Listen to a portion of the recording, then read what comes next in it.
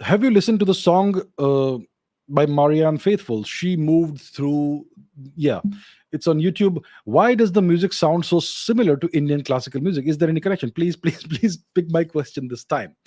All right, Marianne Faithfull. Let me show you something interesting.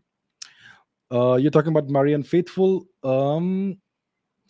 This is a tweet that I put out in 2017. Celtic music and Celtic themed British folk have a remarkable affinity with Indian classical music. She moved through the fair by Marianne Faithfull, and there's a link to a YouTube video. So I think this is the YouTube video you're referring to. And then you have the Irish. I'm not sure if he's Irish, but he was certainly British musician Davy Graham. He was the first among the Western musicians to realize that there's an ancient connection between Indian music and the folk music of Ireland. And I have tweeted about that later as well. Let me try and put that up on the screen if it will load. Twitter sometimes loads a little slowly. It's loading.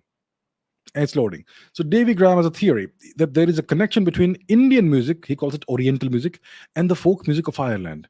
And to prove this, he's going to play for us his own variation of the Irish melody, She Moves Through the Fair, which is something that Marianne Faithfull also sang. And then you have another folk musician with Indian influences, John Fahey. He was American. He died. He is unfortunately dead. He was a wonderful guitar player, and he also had lots of pieces that he played that had a lot of Indian influence. Then you had Led Zeppelin. Led Zeppelin recorded an entire album in Mumbai in 1972 in collaboration with local musicians. That album you hardly find it anywhere, but yeah, there are. I'm sure you can find. That on YouTube, and they popularized the dadgad guitar scale, the guitar tuning for playing Indian raga influenced music, and obviously you have Marianne Faithfull's music as well. So there is an alternative guitar tuning called the dadgad tuning. The standard tuning is EADGBE. So the dadgad tuning is something that is more conducive to playing Indian ragas and also Irish Celtic music. So that's what Led Zeppelin did. They popularized that tuning. It was first, I think, introduced by Davy Graham himself. So why is there this connection? Why does Irish and Celtic music sound so familiar to Indian classical music? Obviously, there's some ancient connection. There is an ancient connection. I may have spoken about such connections in the past. If you look at Irish, the founding story of the Irish people, the Irish mythology, the the mother of the ancient Irish mythological people was a goddess called Danu. She was a river goddess, right?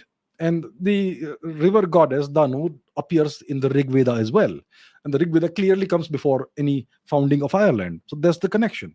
You know, it's an out of Africa. Sorry, it's an out of India migration that happened. God knows how many thousands of years ago, and you have an entire bunch of rivers in Europe that are named after the same god as Danu.